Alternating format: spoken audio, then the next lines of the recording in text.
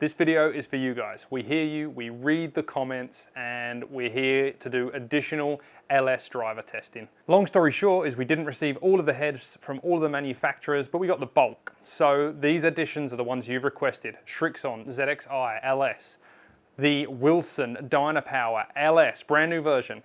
And we added the Titleist GT3, maybe the GT4 was a little unfair because it is such a small tour player model. So we've added these three in for you.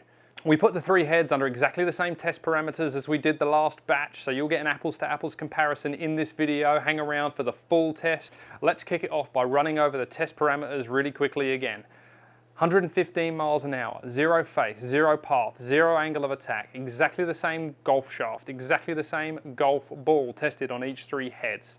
We done the batch testing off camera. We take a batch, we test it, we scrub it for any errors, any weird golf shots, then we look at the averages and compile that evidence. Later in the video, we're gonna hit these three heads that we're talking about today, and we're gonna hit 3 shots with each, which will be somewhat scientific because it's using our robot, it's using the same test, but it's a bit of fun for you guys to see the ball flight, see the distance, see the golf shot shape, see whatever you wanna see. Hang around for that. Let's kick it off by comparing the 3 additional heads on their own to start with. I'll walk you through these numbers. We've got the GT3 on top, the Wilson in the middle, and the Srixon underneath. Now that's for a reason. We picked a parameter that was going to win the low spin, low flight test, and that was peak height.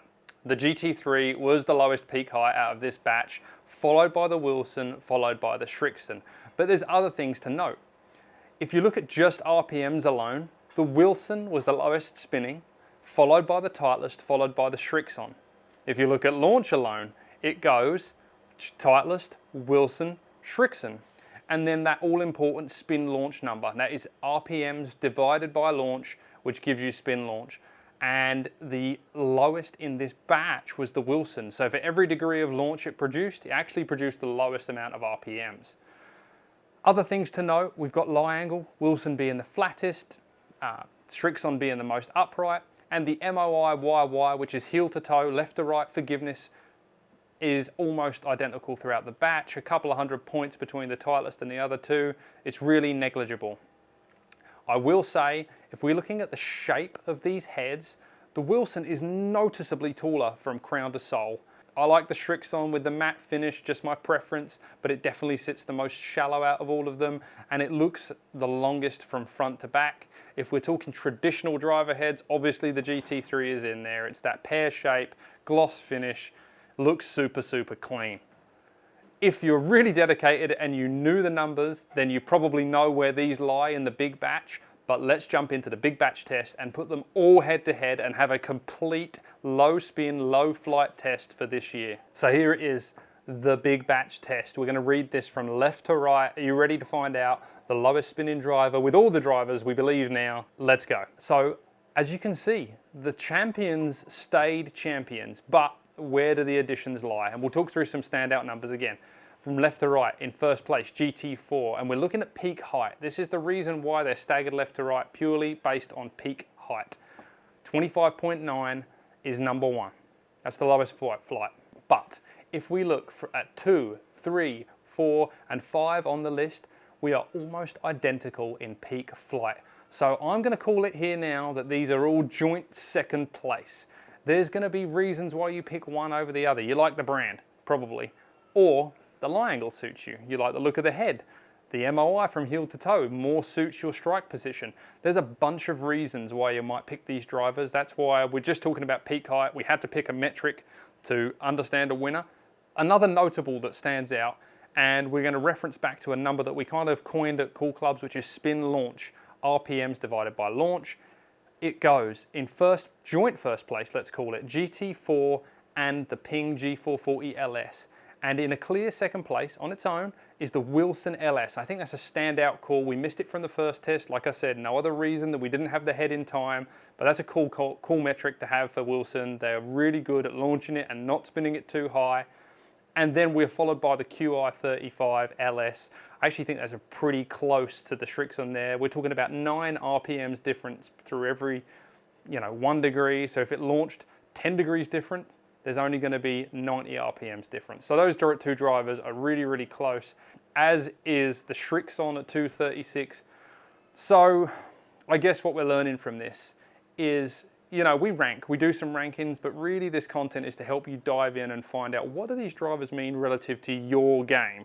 We hope this data is providing the most in-depth understanding of today's technology and where it pushes throughout the year, from brand to brand, from model to model. We're here to help you make better decisions when purchasing golf equipment. We also had a bit of fun whilst testing these driver heads. We had the Srixon and the Wilson that both have the ability to flip front weight to rear weight and switch that MOI, that CG around a little bit. So we tested it. We hit the same test as we tested with all the other drivers, and we put the weight in the front position for both and in the back position for both, and we mapped it. And we're trying to see basically how much launch and spin is affected by changing that weight around. So let's jump in and take a look at the Srixon LS. We got 10 gram weight that's in the front, and then we can flip it and 10 gram weight in the back. We basically saw identical launch between the two. We saw a few RPMs higher, and that resulted in 1 yard greater peak flight. The spin launch did increase by about 8 RPMs per degree of launch, so it's not that big a deal. But you do get some forgiveness gains for it. We'll have Tom Mace map the MOI change at some point, the CG depth change at some point. So that's not the end of the story, but it does give you some information on what would happen in these neutral conditions if you flip that weight around. Okay, same test for the Wilson. We've now got a 12 gram weight up front and a 12 gram weight in the back. We saw a little more launch change, but nothing I don't think your eye will see, about 1/4 of a degree, 1/3 of a degree. We saw about 170 RPMs. Now that you might actually see in the air, but the washout is only 9 RPMs per degree of launch. Having said that, the ball flight changed a little bit in the air, around 2.3 yards higher. Some of us may see it, some of us might not. But the Wilson seemed to have a little more effect, ultimately speaking, because you're moving more mass in that driver than you are in the Srixon driver. It's interesting to note. I think people may think that flipping the weight does a huge amount. We are talking minute detail. Dial it in for you good players out there that really want to fine tune your launch and spin characteristics. Well, I hope you enjoyed all of that data, and it's time to get some data live on camera. I don't know exactly what these results are going to be, but we are going to hit the same test as we did for all the testing we've just discussed, and we're going to hit the 3 drivers that we just discussed that have been additions: the Srixon LS, the Wilson LS, and the Titleist GT3. And we're going to hit 3 shots out of the middle, and we're just going to kind of watch their ball flight, see the patterns end up all on one graph so you can understand what they're up to. Let's kick it off. We're going to start with the Srixon, hit 3 shots, and go from there. We're back with your favorite robot engineer, Glenn Pangestu. He's going to fire the robot for us these 9 times. 3 with the Srixon, 3 with the Wilson, and 3 with the GT3 Titleist. Glenn, let's do it, buddy. Center shot with the Srixon. On this test, we're also going to demonstrate how hard golf is. Bearing in mind we've got one of the best robots in the world for testing golf equipment, and the minute changes that occur as the shaft drops and deflects, there's little nuances in impact location and that face opening and closing, even when we've dialed it in. That last shot was actually perfect, but we're not going to adjust it each time. We're going to hit 3 shots. If the face stays a little open, so be it. If it closes a little, so be it.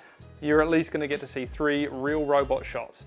Just know that in our other testing, we have to hit multiple shots to make sure our data is zeros every time. Glenn has to do that, should I say, and that's how tough it is. But let's keep rolling. I guess my point in the last one is if the robot struggles to do it, then we've got pretty well no chance. Those guys that are pros out there are incredible. That was actually a pretty good test again there, Glenn. So after my whole explanation, the robot actually tested pretty well perfect on that one. Let's have a little look at the graph numbers for those 3 shots, and then we're going to jump in and test the Wilson next. As you can see, the ball flight's pretty consistent there. We got 11 degrees of launch, 2500, 2555 in spin, and offline was actually 0, dead in the center of the graph. We're going to keep this up on the screen as we go and add to it with the next 3 shots. Let's jump in and test the Wilson Dynapower LS for 2025. Just a quick note before we hit the Wilson, the weight's in the position that we had it in for the test, which is the weight forward. The Srixon also had the weight forward. The GT just has the standard weight in the neutral position. Let's hit the Wilson. A little fadey as well.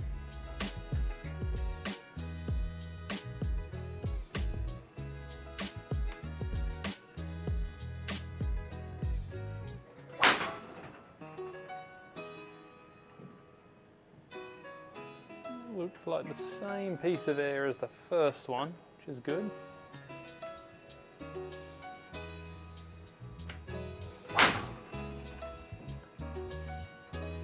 Average launch, half a degree higher with the Srixon.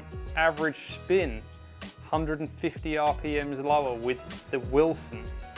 The peak height was 4 yards lower with the Wilson. The carry was within 2 yards, not worth talking about. And just because of the lower launch and lower spin, the Wilson run out 5 yards extra. Okay, I don't know what we're going to learn from this test. This is more fun than anything else, but it's good to see all the graph. We're going to jump and have a look at the ball flight. So you can clearly see there the Wilson is a little lower than the Srixon and a little more right biased. Pretty interesting information. Last but not least, let's put the GT3 in and give it a whirl. So if our back of house testing is anything to go through, we're going to see similar spin to what we just saw with the Wilson, or lower, similar launch or lower, and let's check out which side of the center line it goes. We're giving this a fair chance. This is drawing. This is interesting. The other two definitely had fade axis on them. It's an interesting test there that says the face was open to the target and we got a draw. Let's just hit another one. Give it a fair test.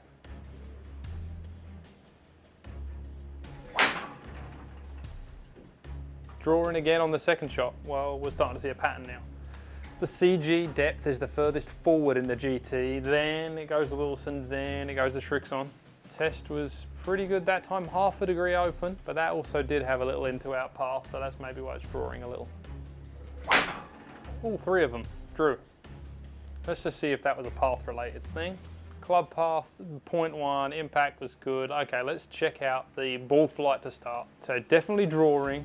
So we got 10 degrees of launch, 2379, 2400 on average, peak height of 29 yards, so definitely the lowest, 292 through the air, so it's the longest by 1 yard. And the total ran out a little longer, again, because it launched lower than everything else and spun a tiny, tiny bit lower than everything else. Glenn, let's just take a look at the ball flight. Everyone kind of wants to see that flight. So we can see a rainbow effect, and we've also got a dispersion pattern. Top to bottom, Srixon, Wilson, Titleist. Right to left, Wilson, Srixon, Titleist. Here's a disclaimer. This was not a scientific test where we run a batch of shots. You literally just watched live what happened. Maybe we could put a little bit better with the club path and the face to get exact zeros, but this might give you a good idea if you're a human out there and how hard it is to hit a golf ball straight. So we hope you enjoyed that content. We hope that's what you've been asking for. We gave you the heads you asked for. We gave you the complete test comparison. We got to hit shots where you saw grouped ball flight. We saw downrange dispersion. We hit shots to see some grouping. Let us know what else you want. We've got high spin out there. We got draw out there. We got the full low spin test. We are going to do a showdown of the core models. We're just deciding on what test to do.